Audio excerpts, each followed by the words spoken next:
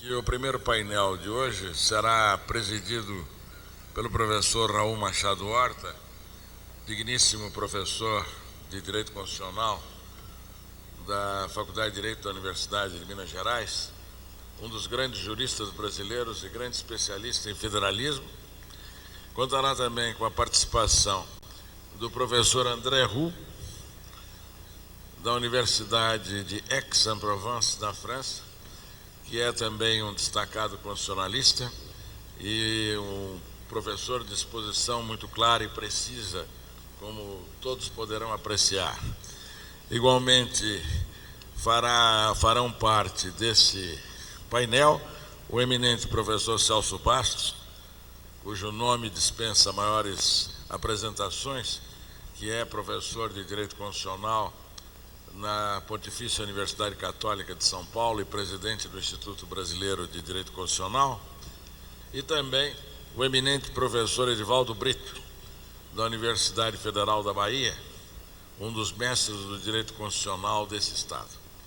Então eu tenho a honra de, composta a mesa, passar os trabalhos para o professor Machado Horta.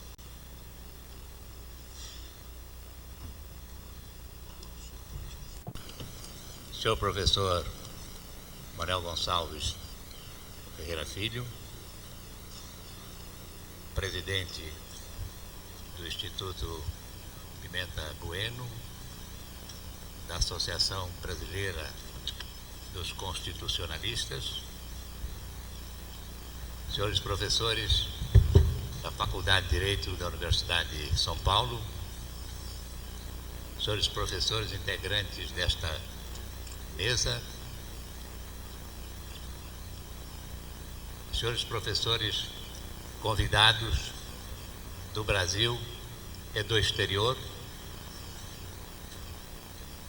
universitários, participantes do 5º Encontro Nacional de Direito Constitucional.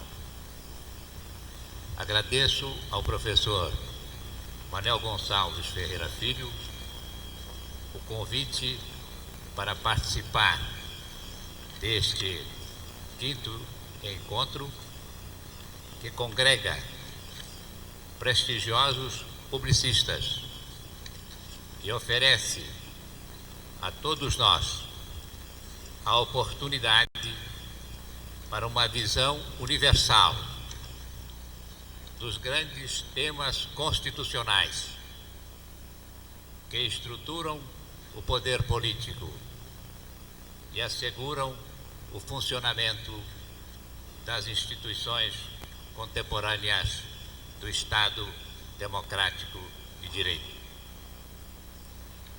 O 5º encontro, como presenciamos na sessão de ontem, e assim continuará nas sessões sucessivas de seu temário, é um seminário de altos estudos do direito constitucional. Nenhum cenário mais propício ao cumprimento deste objetivo de altos estudos constitucionais. Lembrando Rui Barbosa,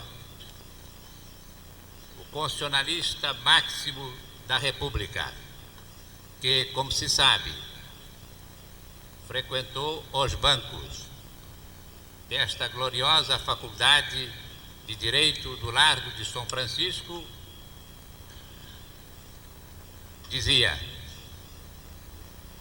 da ciência estamos aqui numa catedral. Iniciando os trabalhos, eu tenho o prazer de dar a palavra ao professor André Roux, professor doutor da Universidade de Aix-Marseille e diretor da Revue Française de Droit Constitutionnel. Com a palavra do senhor professor.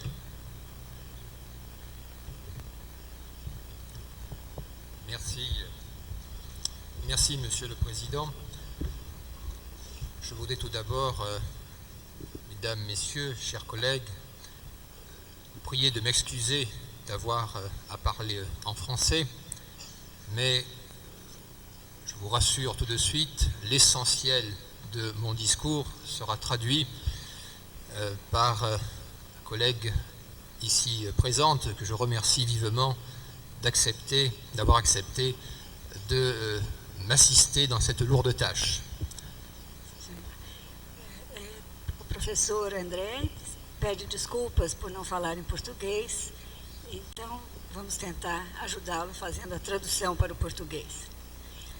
Je voudrais tout d'abord dire combien je suis heureux de me trouver dans cette faculté et combien je suis honoré d'avoir à prendre la parole dans une institution aussi prestigieuse.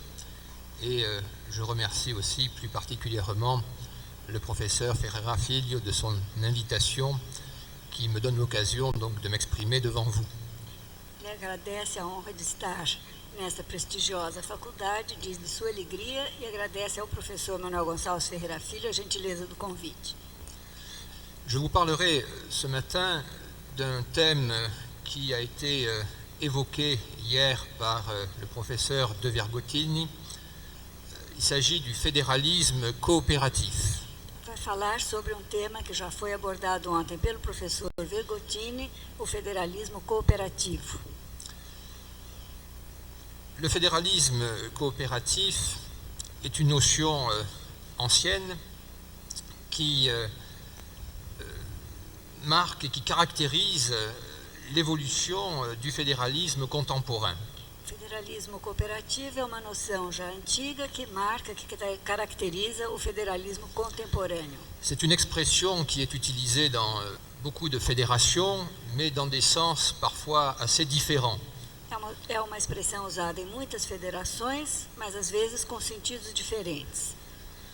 Je pense que de manière générale, on peut dire que le fédéralisme coopératif, c'est une forme de coopération souvent extra-constitutionnelle entre les deux niveaux de gouvernement, le gouvernement fédéral, le gouvernement de l'Union et le gouvernement des États fédérés.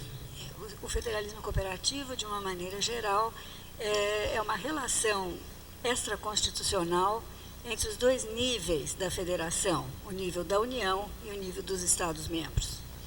Ces gouvernements, ces deux niveaux de gouvernement vont déterminer des objectifs communs, vont déterminer des politiques communes qui seront mises en œuvre grâce à des financements conjoints.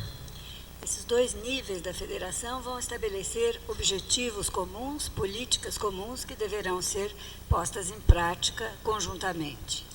Et cette coopération repose en fait sur des pratiques politiques qui ne sont pas mentionnées, bien entendu, dans les textes constitutionnels. Essa cooperação se faz através de políticas que não estão expressamente colocadas nos textos constitucionais.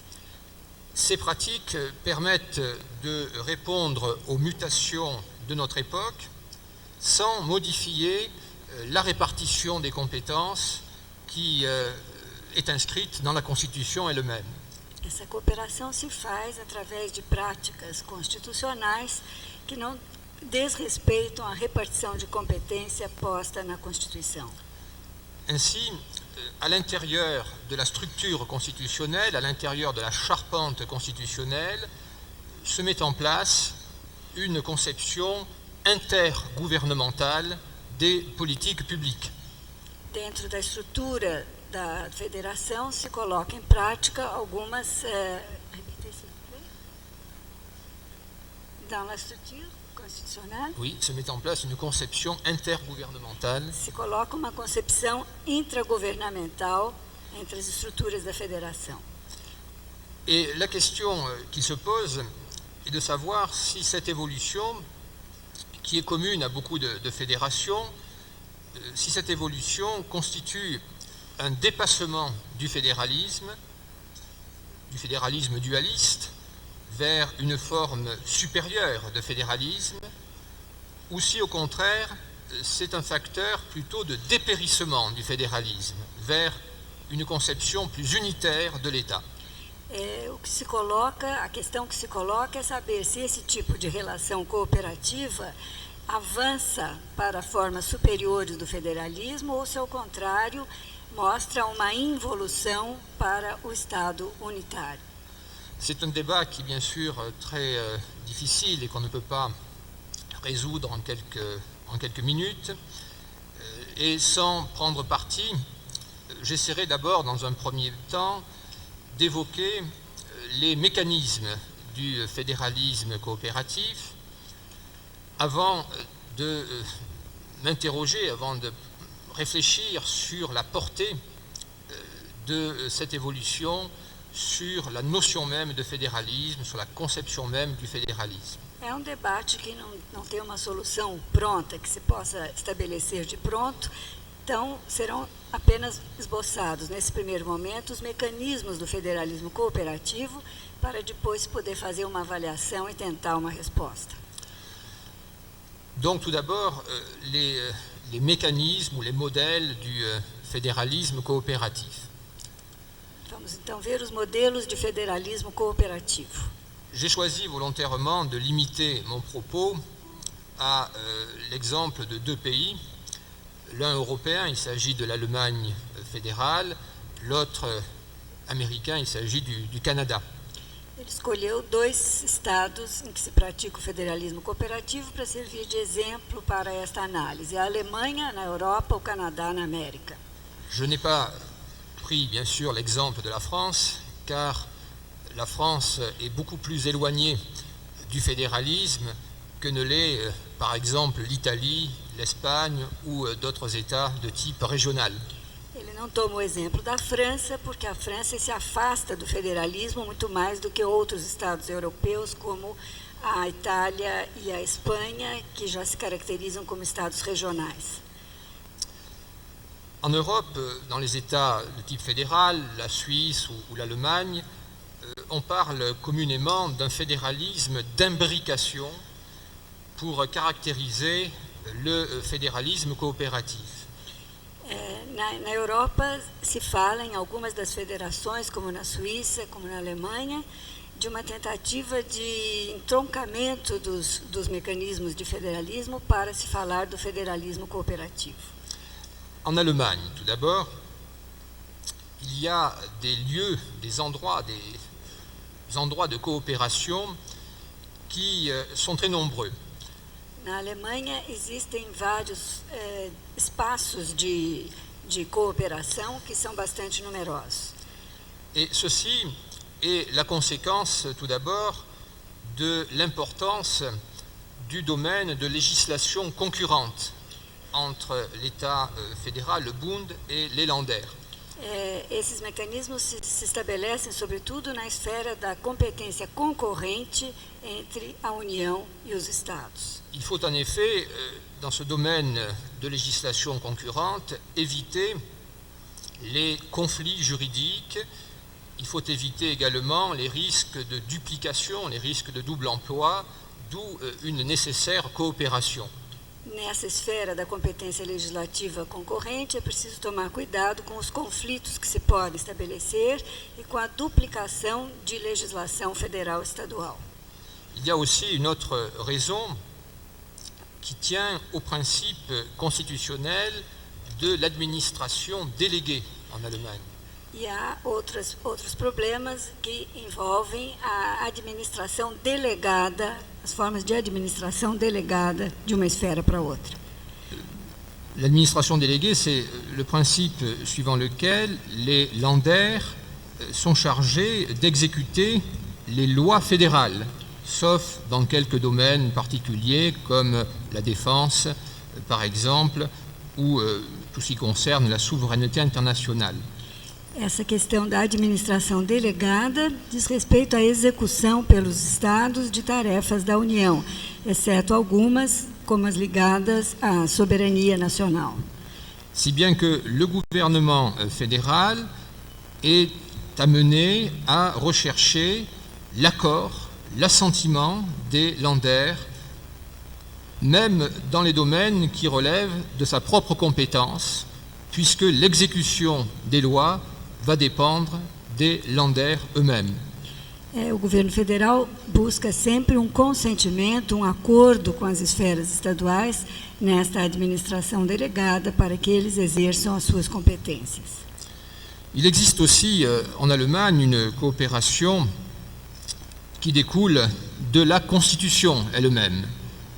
Existe na Alemanha algumas delegações que decorrem da própria Constituição, Notamment en matière administrative principalmente em matéria administrativa et également en matière de conclusion des traités internationaux. e também em matéria de conclusão de tratados internacionais. Et en 1992, il y a eu une révision constitutionnelle très importante en Allemagne, liée au traité de Maastricht. Em 1982, houve uma revisão constitucional importante na Alemanha em função do Tratado de Maastricht, Qui renforce le rôle des Länder que aumenta o papel dos estados, reforça o papel dos estados dans le contrôle de la construction européenne, dans le contrôle également de la législation européenne. no controle da Constituição e da legislação europeias. Cette coopération entre l'État fédéral et les Länder Esta cooperação entre o Estado Federal e os estados a pris aussi la forme, après, dans les années 50, d'une coopération spontanée.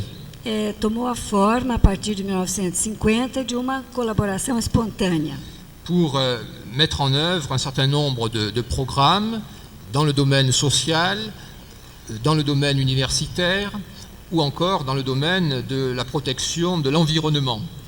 Essa colaboração espontânea se fez principalmente no domínio da proteção do meio ambiente e também nos meios universitários. Et le développement de cette coopération spontanée s'est situé en dehors de la loi fondamentale, en dehors de la Constitution. Essa colaboração espontânea aconteceu fora mesmo dos domínios da Constituição, da letra da Constituição. Mais en 1969, Mas em 1969, une réforme constitutionnelle uma reforma constitucional a été adoptée foi adotada qui a institutionnalisé que institucionalizou une partie de la coopération qui s'était développée de manière tout à fait spontanée. que regularizou uma parte desta colaboração que se tinha feito de maneira espontânea.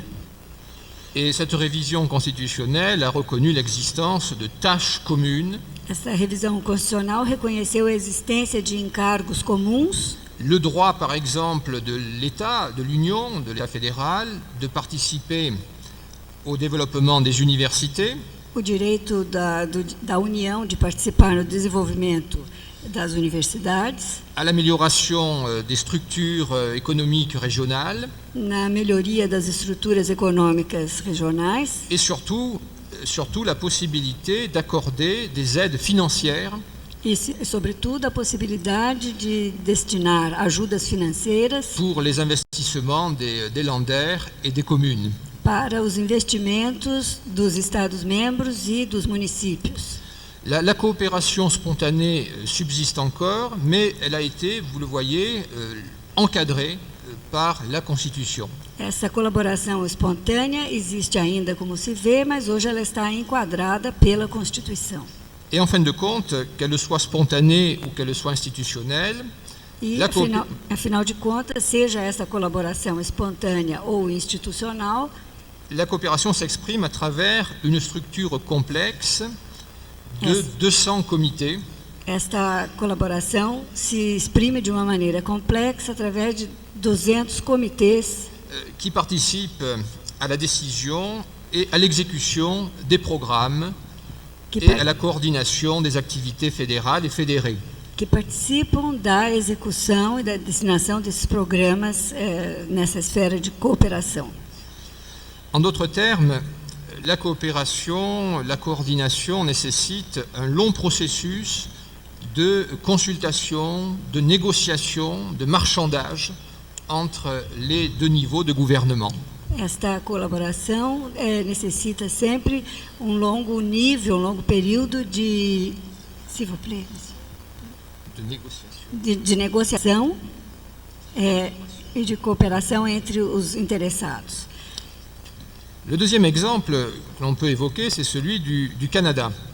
O segundo exemplo que se vai invocar é o do Canadá. Le Canada qui présente, disons, un cas de figure original, car la coopération, la coordination s'inscrivent dans le cadre d'un fédéralisme entre gouvernements exécutifs. No Canadá é pouco diferente, há algumas peculiaridades, porque esta colaboração se inscreve no quadro de gouvernement exécutif. do governo executivo. Autrement dit, le gouvernement du Canada et les 10 gouvernements des provinces O governo do Canadá e os 10 governos das províncias canadenses négocient des accords, negociam acordos des ententes fiscales sobre os entendimentos fiscais et des programmes conjoints e de programas conjuntos en amont des décisions législatives et réglementaires. Antes das decisões legislativas e regulamentares. Si bien que, au Canada, la négociation et la coopération précèdent la mise en œuvre des décisions qui est effectuée par les deux niveaux de gouvernement. Portanto, esses entendimentos, essas negociações precedem realmente a efetiva decisão dos governos federal e estaduais. Et ces négociations préalables entre les exécutifs Essas decisões prévias entre os poderes executivos se déroulent au sein d'une institution coutumière de type confédéral. se desenvolvem no seio de uma instituição do tipo confederação. Et ce sont les premiers ministres des provinces, et le premier ministre canadien, qui sont les autorités légitimes pour réaliser cette coopération. São os primeiros ministros canadenses das províncias e do governo central os atores desta decisão e dessa cooperação. Ils agissent en fait dans le cadre de conférences fédérales provinciales Eles agem no quadro de conferências federais e provinciais qui sont coutumières, je le répète, et qui généralement respectent la règle de l'unanimité. que são costumeiras e respeitam a regra da unanimidade. Il y a évidemment plusieurs niveaux de conférences, les conférences qui réunissent les premiers ministres, Há vários níveis de conferência que reúnem os primeiros ministros pour les affaires les plus importantes, para os assuntos mais importantes, notamment pour la répartition des impôts, pour la répartition des 3 impôts directs. principalmente sobre a repartição dos impostos diretos. Il y a ensuite un niveau un peu plus bas, un peu inférieur, de conférences des ministres spécialisés. Depois há níveis mais inferiores de conferências para os ministros especializados. Et enfin des conférences qui réunissent les fonctionnaires qui sont chargés de l'application des programmes. E também conferências, enfim, que reúnem os funcionários encarregados de executar essas decisões. Et il y a environ 500 conférences qui se tiennent chaque année. Há aproximadamente 500 conferências que se realizam a cada ano, avec un service administratif permanent, com um serviço administrativo permanente, ce qui ressemble un peu à finalement une structure gouvernementale fédérale provinciale. que se parece, afinal de contas, com uma estrutura federal e provincial. Mais cette structure intermédiaire ne prend pas les décisions. Essa estrutura intermediária não é que toma as decisões. Les décisions doivent être ensuite adoptées, approuvées par les parlements et par les gouvernements qui sont chargés bien sûr de leur mise en œuvre.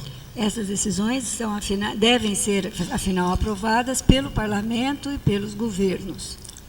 Et ceci à chaque niveau, dans le respect du fédéralisme dualiste au niveau fédéral, bien sûr, et au niveau provincial. Isso em cada nível do federalismo dualista, federal e provincial. Et en cas de désaccord, en cas de blocage, d'autres conférences sont réunies. Em caso de desacordo, de não haver um acordo, outras conferências têm lugar Jusqu'à ce qu'un consensus, jusqu'à ce qu'un accord se dégage Até- entre les provinces et l'État. até que um acordo finalmente se estabeleça entre a União e os Estados.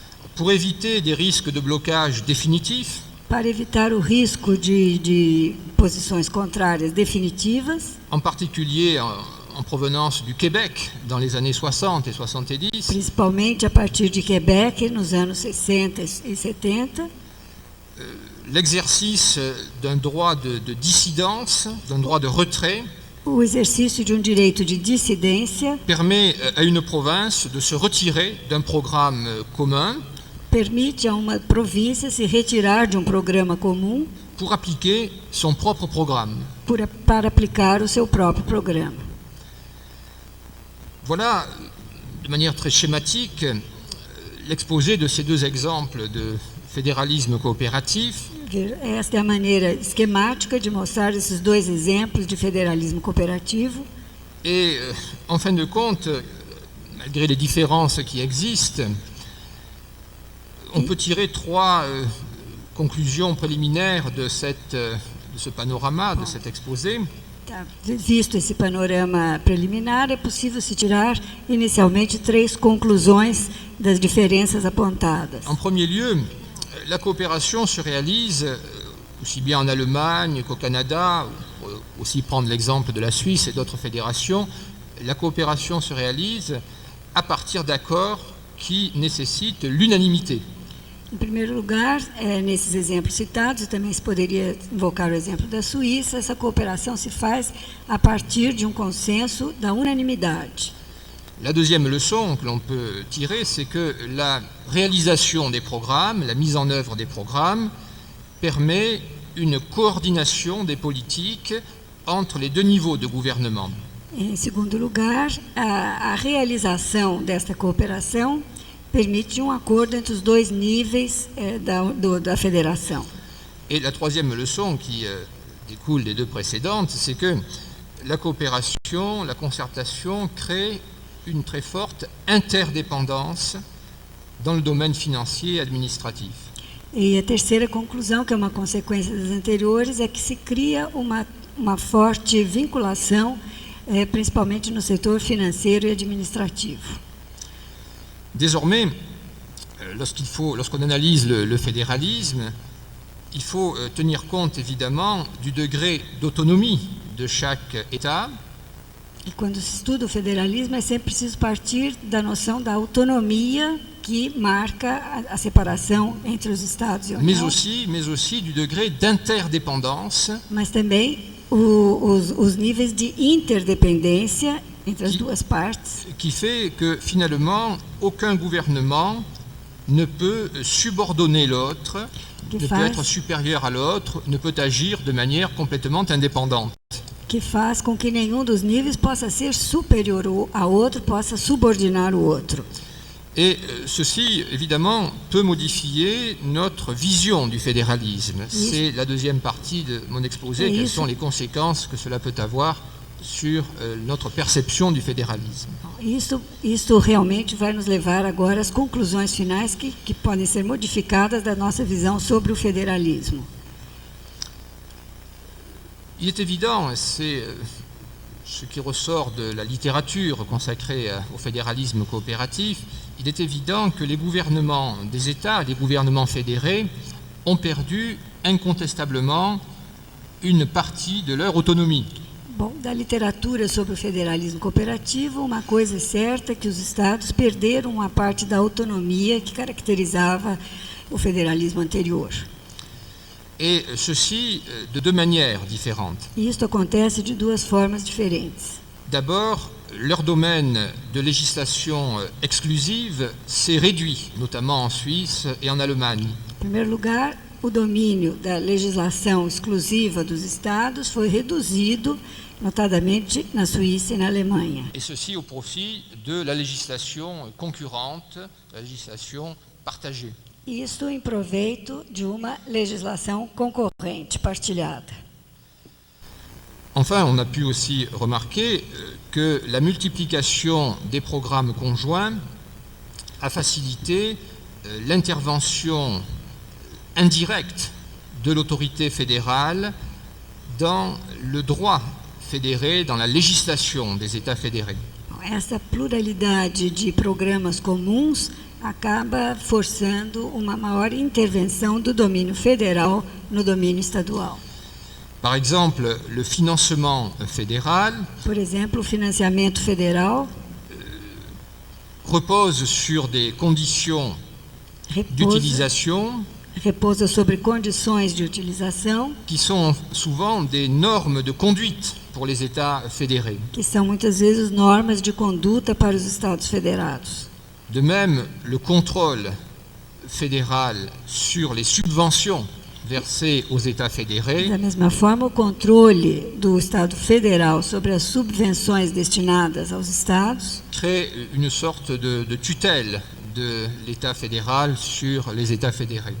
cria uma espécie de tutela do Estado federal sobre as entidades federadas. On retrouve ici l'adage américain, le contrôle suit le dollar, mais on pourrait dire le contrôle suit le mark, le contrôle suit le réal, le contrôle. E, em todos os países, esse controle, nos Estados Unidos, acompanha o dólar, na Alemanha o marco e assim, etc. Mais je dirais que, donc, pardon, pour de nombreux observateurs, donc, Para muitos observadores, le fédéralisme coopératif s'inscrit dans un processus de centralisation o federalismo cooperativo se inscreve num processo de centralização. On parle de la fin du fédéralisme dualiste, Fala-se do fim do federalismo dualista, et c'est notamment la doctrine américaine qui a développé cette idée. é sobretudo a doutrina americana que desenvolveu essa ideia. Je pense notamment à l'ouvrage de Lowy intitulé « Des États-Unis à l'État uni ».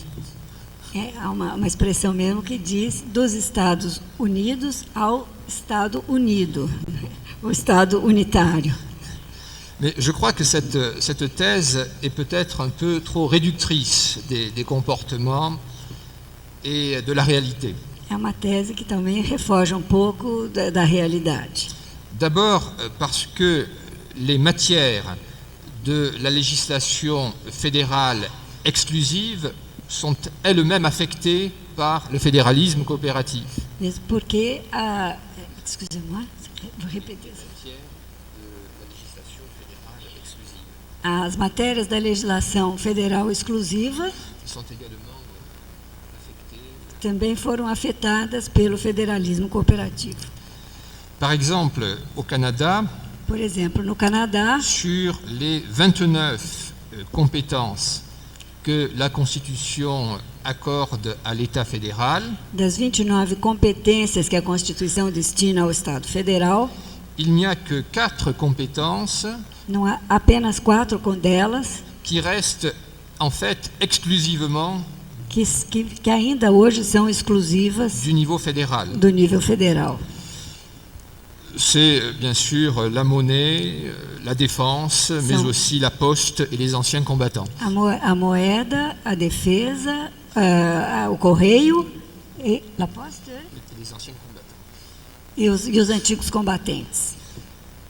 Et du côté des provinces, sur les 16 matières qui relèvent de la compétence des provinces, il n'y en a que 3 qui échappent à la coopération entre l'État et les provinces. E das 16 competências que são próprias das províncias, apenas 3 escapam do mecanismo de cooperação. Notamment l'éducation primaire A educação primária, et les institutions municipales as instituições municipais et le droit civil.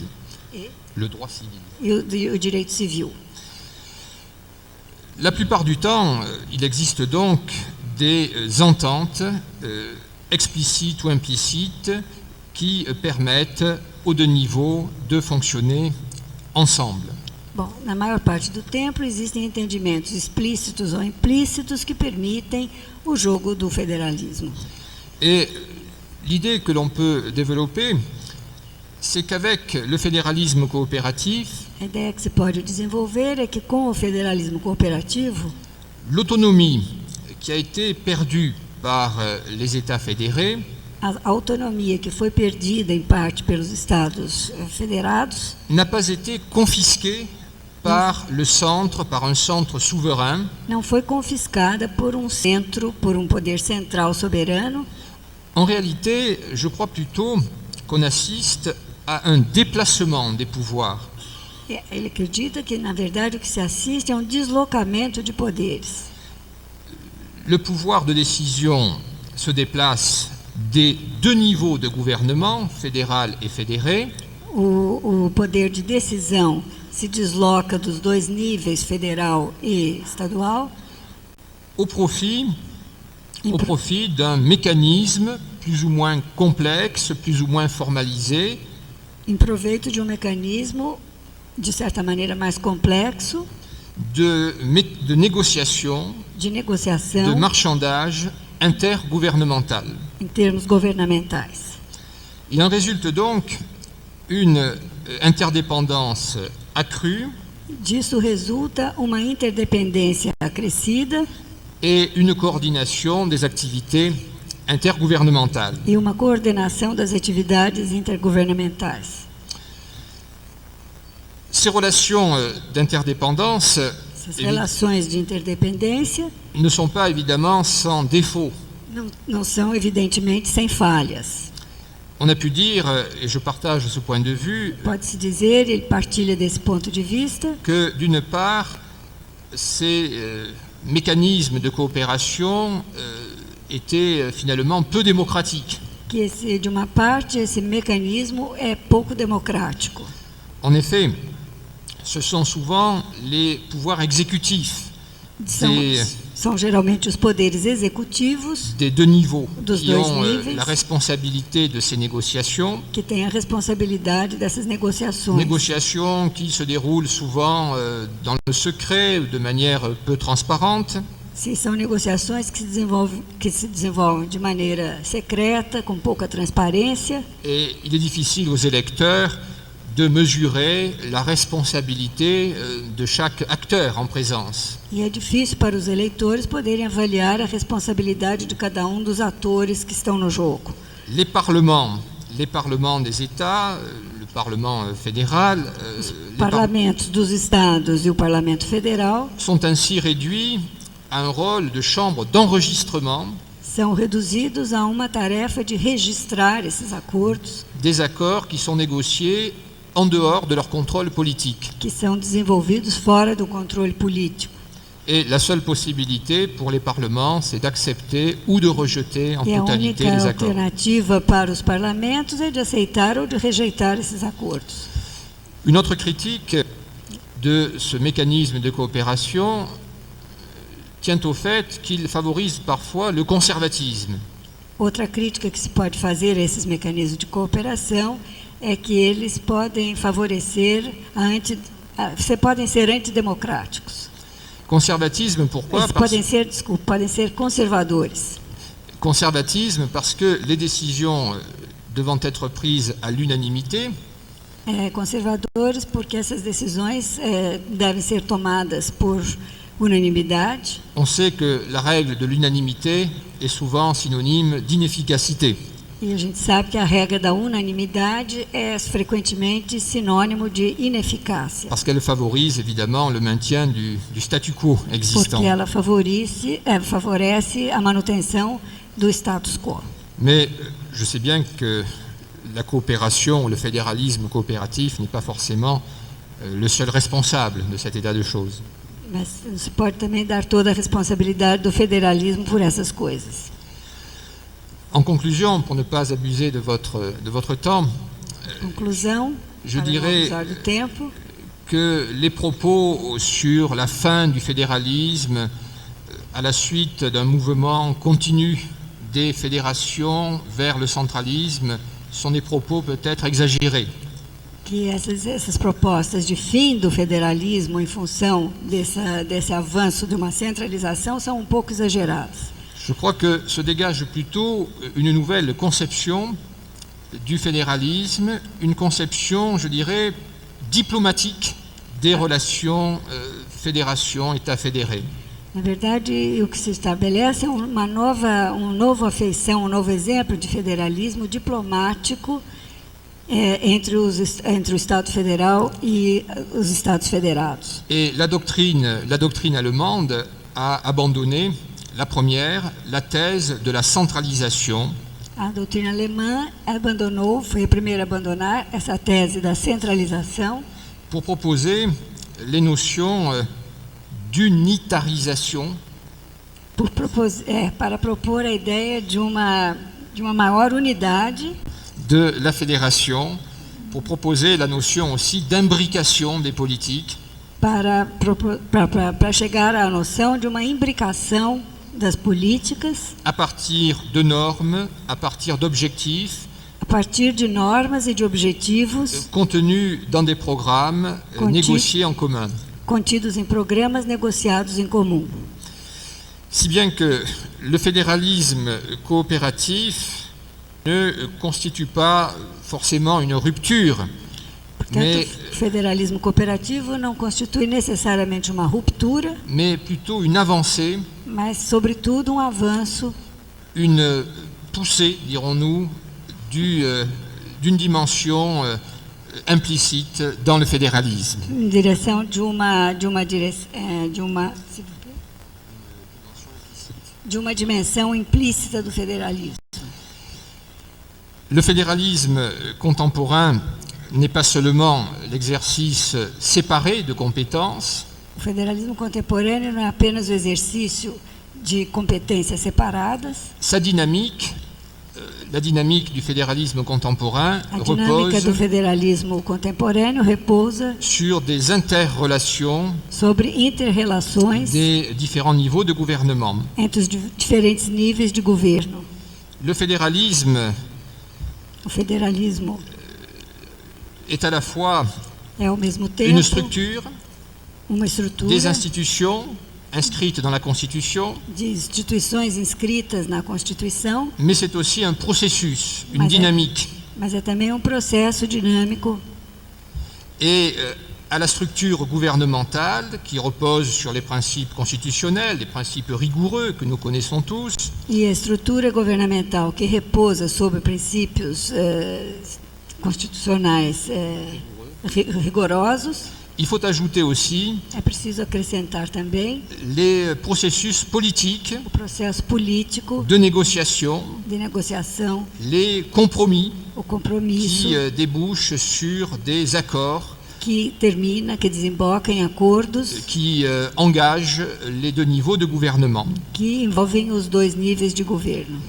Le fédéralisme contemporain est donc à la fois structure et processus. Portanto, o federalismo contemporâneo é ao mesmo tempo estrutura e processo. Et je dirais que c'est peut-être un retour aux sources, É, de certa forma, um retorno às origens, parce que ce processus de négociation, porque esse processo de negociação, ce processus de coopération esse processo de a cooperação, en réalité précédé le fédéralisme structurel.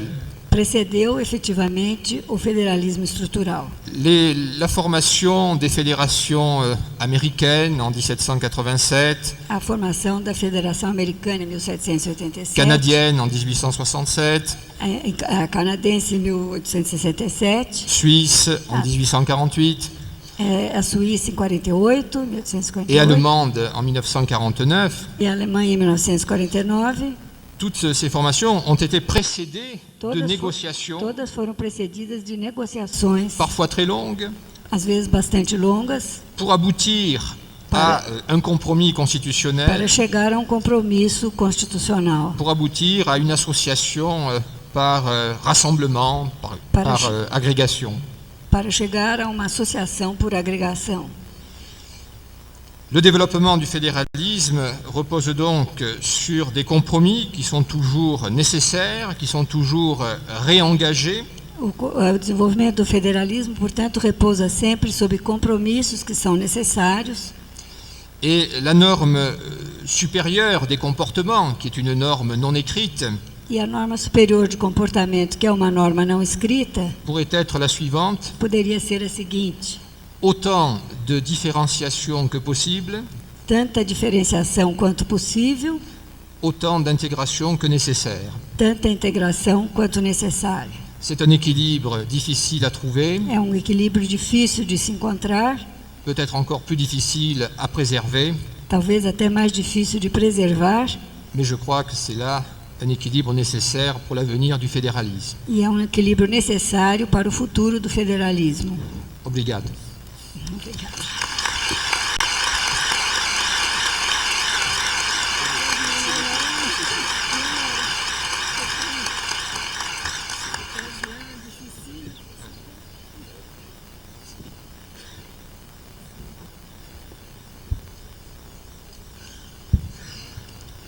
Em prosseguimento, eu tenho o prazer de dar a palavra ao professor Edivaldo Pereira de Brito, professor de Direito Constitucional no curso pós-graduação da Faculdade de Direito da Universidade Federal da Bahia e também em São Paulo, na Universidade Mackenzie.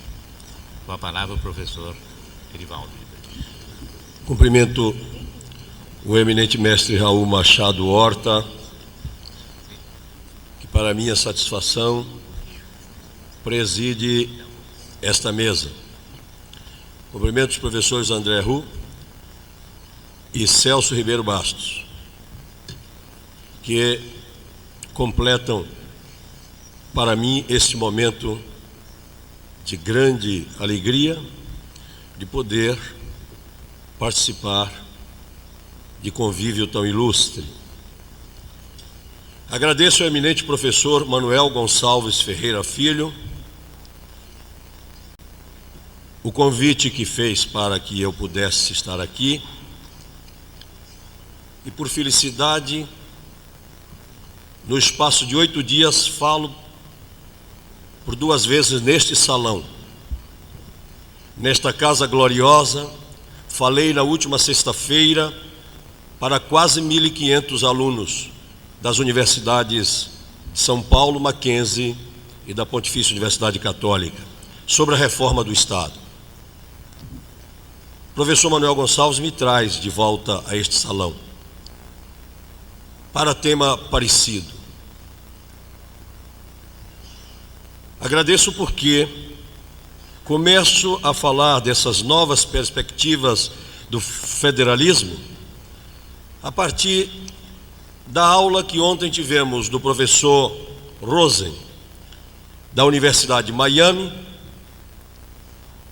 e que com isso complementa o meu conhecimento dessa matéria, seu aluno que fui na Universidade de Miami em janeiro deste ano. O professor começou a nos lembrar que 2 são as características do federalismo: a divisão constitucional de poderes entre níveis central e regional. Chegamos a colher do magistério ilustre de Celso Bastos a informação de que uma Constituição numa federação é uma lista de competências. Segundo, diz o professor Rosen, a característica fundamental é a representação regional no governo central.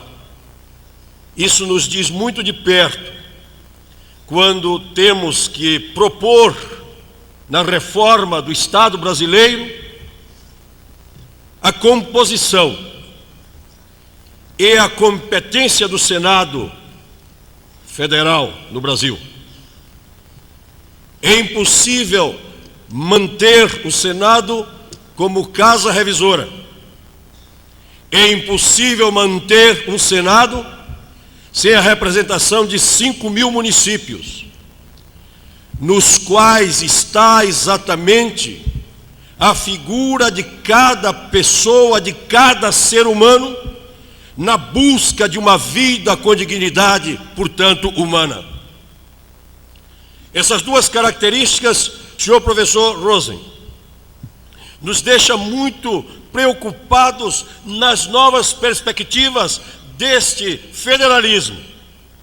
na hora em que vemos no meu campo mais próprio de atuação, que o nosso governo, que tem um central, que tem um poder extraordinário, já trouxe para nós uma reforma tributária, e isto porque Vossa Excelência disse que a suficiência de recursos é fundamental para assegurar o federalismo, nos trouxe uma reforma tributária centralizadora em 1965, com a pressão popular, com a pressão de quantos habitam os municípios, porque aí se faz a qualidade de vida.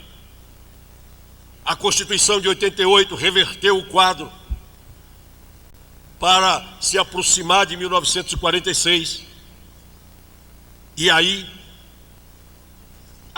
dá aos municípios e aos estados uma certa parcela de recursos, para que com essa suficiência os estados pudessem efetivamente desempenhar as funções que a Constituição lhe deferiu.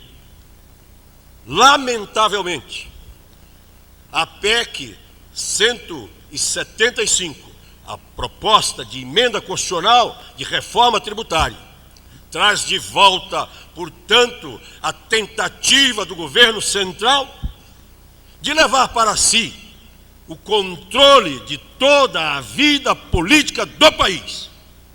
E denuncio esta questão num fórum eminente de estudo de direito constitucional, porque fui e trago a experiência disto, fui prefeito da terceira cidade deste país, a linda, a formosa cidade do Salvador, de Senhor do Bonfim da Bahia. Pois bem, com uma cuia de queijo na mão, buscava 2 tostões de mel coado na mão dos poderosos, que distribuíam como desejavam, em razão dos interesses políticos partidários e em razão das colocações ideológicas do chefe do poder de então. Denuncio sob a inspiração do seu magistério, professor Rosen, quando declara que a suficiência de recursos é fundamental. Escrevi, e a editora Atlas publicou, um trabalho sobre a divisão tributária no federalismo brasileiro. E também tomo de empréstimo ao seu magistério, professor Rosen, a informação de que nada diz como esses poderes que devem ser repartidos, nada diz como deve ser feito. E tomando de empréstimo o seu magistério, posso confirmar a frase que antes tinha escrito: entendemos que não há divisão de poderes e divisão tributária satisfatória em uma federação, como também entendemos que não há sucesso na imposição de modelos, na importação de modelos neste campo. Então, se não há possibilidade disto, teorizemos um pouco o que é o Estado Federal e depois entremos na Constituição do Brasil para, embora que perfunctoriamente, falemos desse assunto. Até porque o eminente professor Ellis Katz, que vai falar para nós depois, nos dá uma informação que altera um dado que colhi no magistério de Aliomar Marinheiro, segundo o qual, em 1950, os municípios tinham nos Estados Unidos 52,5 centes contra 18 centes que se dedicavam aos estados e 20 centes para a União. O professor Ellis acaba de me informar que no momento há uma estimativa de 60% para a União, 20% para os estados, 20% para os municípios. É claro que nós, quando vimos isto, ficamos um pouco tranquilos em relação aos Estados Unidos, mas não nos tranquilizamos em relação ao Brasil, numa extensão continental, em que o presidente da República passa em 1/10 dos municípios, dos 5.000 municípios, em que o presidente da República não conhece as necessidades desses 5.000 municípios, mas vai centralizar os recursos para distribuí-los na ótica dos seus interesses políticos, partidários e ideológicos. Esta questão, portanto, tem que passar pela análise dos constitucionalistas, porque o professor Ives Gandra ontem demonstrou que se nós, os professores e os doutrinadores, os estudiosos e os teóricos, estamos atrás de um modelo ideal de federalismo, ele não se conseguirá, dizia o professor Ives, porque exatamente os políticos podem não deixar. E é bom deixar 60% na mão do chefe, porque aí ele chama os seus aliados e poderá distribuir como desejar. Fala-lhes um ex-prefeito da terceira cidade deste país e que era um pedinte, um esmolé, um necessitado em nome do povo da sua cidade. 2,5 milhões de habitantes, quase 3 milhões de habitantes. Então, qual é a natureza jurídica do Estado Federal? Dentro dessa ótica, e cada qual olha pelos olhos que Deus lhe deu, eu olho pelo olho de um nordestino, de um homem que foi prefeito, de um homem que foi pedinte. Para mim, o Estado Federal tem que ser examinado pelo ângulo tradicional que o professor André Roux acabou de demonstrar. Mas ele, professor André Roux, chamou a atenção de que este federalismo cooperativo é também centrípeto e é perigoso porque nos conduz ao Estado unitário. E para nós não poderemos admitir que o federalismo se acabe, porque o federalismo é o instrumento de realização do pluralismo político. O federalismo, em uma palavra, é o instrumento de realização da democracia. Dividem-se os poderes, dividem-se as competências, dividem-se, portanto, senhor professor André Roux, dividem-se, portanto, aqueles aspectos da soberania que não podem estar na mão somente do governo central. Para mim, então, é uma técnica de repartição de competências entre entidades políticas e intraestatais. E já levo de roldão uma questão interessante. É que entre nós não há federalismo dualista. Entre nós era um federalismo de 3 entidades, mas hoje poderemos dizer que é um federalismo de 4 entidades. O Distrito Federal, tornando-se entidade política intraestatal por ter uma Câmara Legislativa e por ter um governador, portanto, eleito pelo povo, e um vice-governador, tem autogoverno, tem autoadministração e tem, portanto, nesta forma, tem, portanto, a sua condição de ente autônomo. Tão autônomo que o presidente da República pode emular com seu governador. E quando se trata de governador de partido diferente, esta emulação ainda é mais séria. E estamos a assistir nesse momento situações como essas. Entre a briga do Mar e do Rochedo, sofre a ostra, e no caso a ostra é o povo do Distrito Federal. Técnica de exercício da autonomia política como desdobramento da soberania, segundo o entendimento que tenho sobre o federalismo. E esta técnica se faz, como anunciei há pouco, mediante a auto-organização, pelo meio de fazer a sua lei maior, leis orgânicas para os municípios, constituições dos estados e, obviamente, no caso da União, Constituição Federal. Autogoverno, a possibilidade de ter, portanto, a eleição direta pelo povo, por voto, por sufrágio universal dos seus governantes. Autoadministração, possibilidade de organizar a sua gestão, a sua estrutura administrativa. E isto se faz relativamente às comunidades que povoam determinados territórios, viabilizando, como disse, a democracia, na medida em que aproxima o poder formal do controle do povo, e ao tempo em que, concomitantemente, protege o povo das infrações contra as liberdades públicas e contra as infrações contra os direitos individuais. Sou favorável, sim, ao federalismo, também por causa dessa segunda colocação. E a terceira e última é que o federalismo é uma técnica de participação, uma técnica de controle das comunidades regionais e das comunidades locais nas decisões nacionais. E desta forma se realiza a unidade nacional, com a possibilidade de se manter, e portanto sem quebra, da diversidade e da preferência regionais, da preferência regional e da preferência local. Esse controle exercido por essas comunidades ocorre sobre a gestão dos seus respectivos interesses e sobre os interesses nacionais, protegendo assim os valores pluralistas de nação que é sempre diversificada. O efeito dessa técnica no plano jurídico, que é o que nos interessa num Congresso de Direito Constitucional. O efeito dessa técnica no plano jurídico é definir a natureza da descentralização territorial, a fim de viabilizar planos estratégicos regionais, objetivando o cumprimento das funções de um Estado dualista do bem-estar social e do desenvolvimento econômico.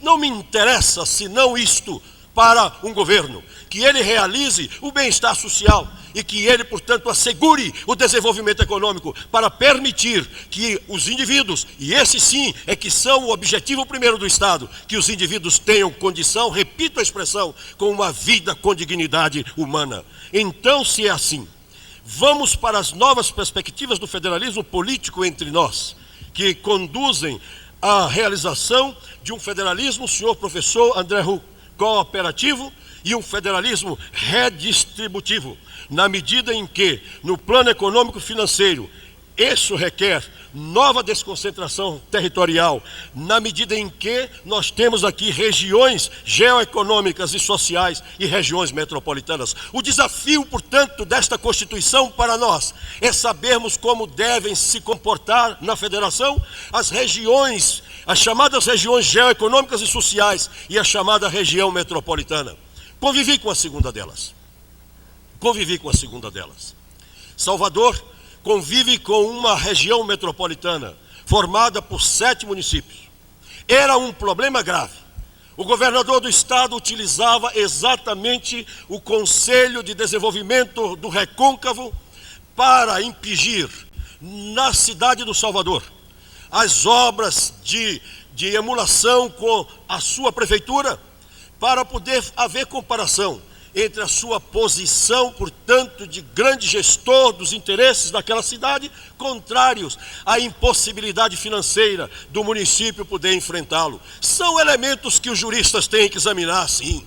São elementos que o jurista não pode deixar de apreciar quando se cuida de um tema desta natureza, que é o federalismo político. Qual é a função das regiões metropolitanas? E o que nós poderemos fazer no plano jurídico para fazer assegurar que o prefeito de um município dessas regiões metropolitanas possa fazer impor a vontade e a vocação do povo daquela região, daquele município.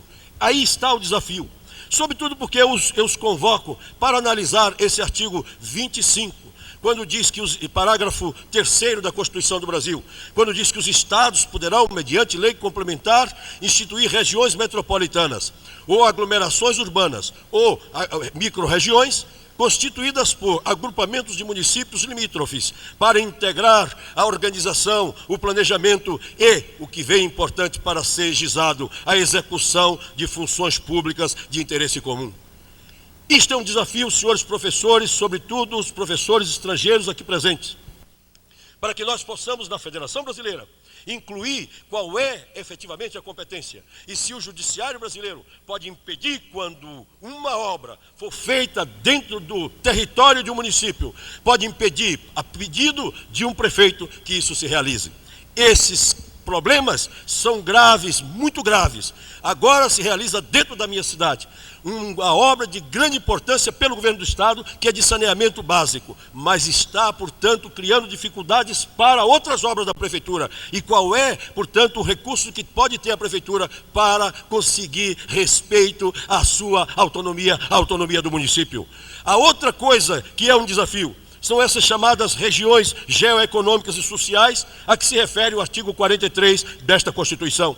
Diz ele que a composição dos organismos regionais que executarão, na forma da lei, os planos regionais, integrantes dos planos nacionais de desenvolvimento econômico e social, serão aprovados juntamente com esses planos, e a lei complementar há de veicular essa questão.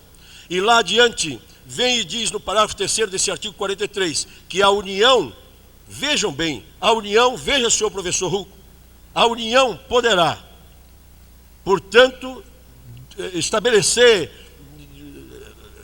incentivo para proprietários de terras dentro, portanto, desse contexto das chamadas regiões geoeconômicas e sociais. É um desafio para o constitucionalista brasileiro examinar essa questão na ótica pragmática aqui em que eu coloquei.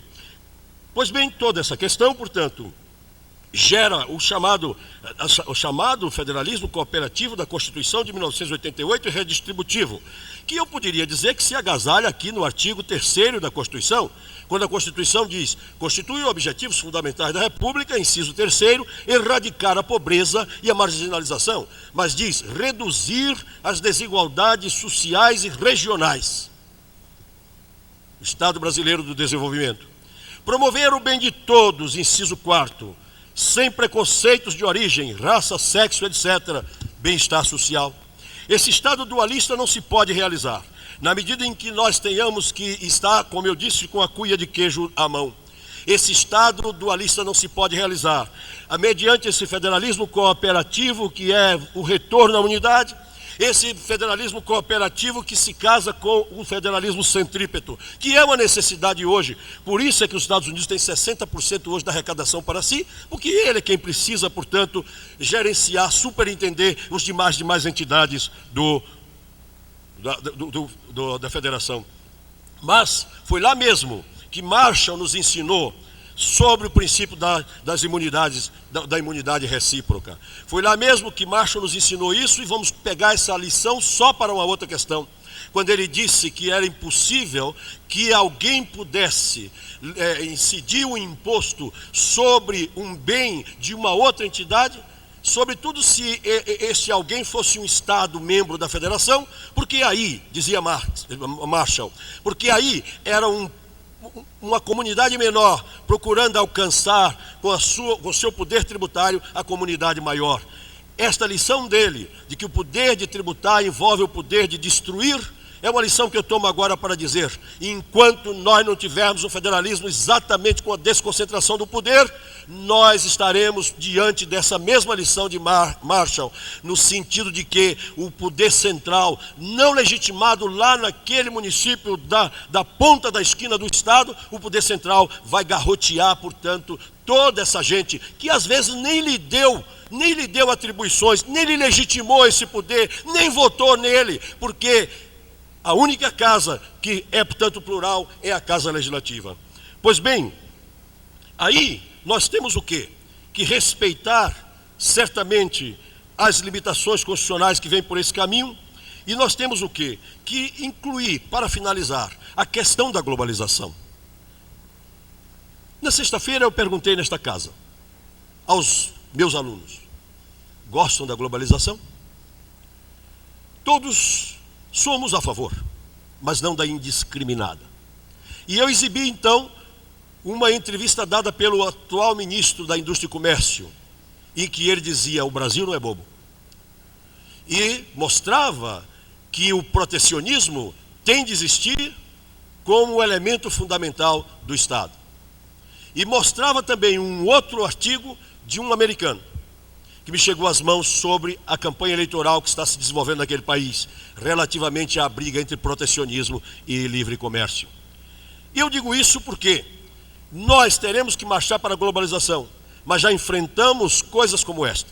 Em 1992, a Itália reuniu lá em Roma, em Nápoles e em Gênova alguns estudiosos do mundo todo e 6 brasileiros, dentre os quais eu me incluía. Desta casa estavam o saudoso professor Geraldo Ataliba e o professor eminente Eros Grau, e nós éramos sempre questionados: como se comportará o Brasil ou se comportarão os países do Mercosul em relação aos países, portanto, do mercado comum europeu e os países que integram, enfim, a Europa? Como se comportarão, portanto, esses países do Mercosul? Diante, por exemplo, de um avião, essa era uma pergunta que se fazia, e quando eu vi há poucos dias a questão no Supremo Tribunal Federal sobre o ICMS, sobre a aviação, eu fiquei pasmo. Como se comportarão se um avião descer num território de um desses municípios, que os senhores todos dizem que é autônomo? Eles tributarão, prenderão o avião, cobrarão o tributo, se o avião não pagar, não deixarão o avião seguir viagem? Um exemplo simples desse nos leva, sem dúvida nenhuma, a dizer que é necessário que essas entidades intraestatais tenham suficiência de recurso para impedir que elas, portanto, desrespeitem a soberania que está centralizada na mão da União. Porque, se eu digo no início que, para mim, federalismo é, portanto, uma forma de que a soberania está realizada por intermédio da situação autônoma de cada estado e de cada município do Distrito Federal, na medida em que a Constituição lhe outorgou, então eu tenho preocupação com esses conflitos que ocorrerão. Pois bem, que novas perspectivas tenho eu a indicar em 2 minutos para o federalismo? No Brasil, senhores professores, sobretudo estrangeiros, entendo que nós estamos no caminho inverso a um federalismo autêntico, clássico. Estamos no caminho de um federalismo centrípeto, mas não daquele que deve fazer como os Estados Unidos. A União centraliza enquanto realiza tarefas que não podem ser feitas nem pelos municípios, nem pelos estados. No meu caso, no caso do meu país, esta centralização é para manter mais poder na mão do governo central. Criminosa esta posição, sim. Denuncie-se com todo vigor, porque nós não poderemos admitir que estados e municípios não tenham suficiência de recursos, meu caro professor Rosen, de quem ontem aprendi isto e forrei a minha opinião dada alguns anos atrás. Esses estados, se estão, portanto, dilapidando dinheiro, nós temos os instrumentos na própria Constituição para poder garroteá-los. Aqui estão as ações, ação civil pública, ação penal pública, ação popular e tantas outras que nós temos para poder impedir coisa dessa natureza. Os impostos de participação, meus caros amigos, o Fundo de Estabilização Fiscal criado pela Emenda Constitucional número 10 e agora pela Emenda de Revisão número 1 e agora por essa última tentativa com o ICMS pela Lei Complementar número 87 de 13 de setembro de 1996, isto acabará com o resto dos estados. Vai haver estado, como eu vi anteontem em Belém do Pará, vai haver estado como o Pará, e dei uma entrevista para os jornais lá, que vão morrer de fome e vão voltar exatamente para ir ao Poder Central pedir recursos. Eu entendo que no plano jurídico, essas são, portanto, normas inconstitucionais. Se o Supremo, na lição de Otto Bachoff, já entendeu que a emenda 3, a Constituição, era uma emenda que tinha normas inconstitucionais, eu repito agora, temos também normas inconstitucionais nas emendas que modificam, portanto, esse equilíbrio de forças financeiras no federalismo brasileiro. Por que elas são inconstitucionais? Porque elas mexem com a federação. E diz a Constituição do Brasil que não se pode tocar na federação, nem se pode propor. Portanto, a minha ótica e a contribuição que trago para este seminário, para este congresso, é de que deveremos estudar essas emendas na medida em que elas vão inviabilizar a federação. As novas perspectivas, portanto, entidades intraestatais menos dependentes dos fundos de participação, entidades dotadas de instrumental técnico administrativo, como disse o professor Rosen, esse instrumental é importante porque sem educação não se consegue nada, para evitar, portanto, a desordem fiscal e a desordem administrativa. O controle da sociedade organizada, de todos os grêmios, diretórios acadêmicos, sindicatos, reuniões de todo tipo sobre a sociedade política. Cidadania participativa, na medida em que os conselhos se devam fazer. Novas regras, portanto, de distribuição dos fundos, a forma daquele tipo de coisa em que se controla. Quem não aplica bem os recursos não tem mais recursos enquanto não aplique, mas não pode se punir o povo pela má gestão de um administrador. Ele terá que ser apiado do poder na medida em que o povo vai fazer isto legitimado, porque o povo quer uma vida humana com dignidade nos municípios, nas regiões dos estados em que eles habitam, e nunca podemos, portanto, proscrever o federalismo, nem poderemos condenar uma forma de governo que tira da mão do ditador toda essa soma de poder que não desejamos mais assistir a nenhum deles ter neste país. Deus seja louvado.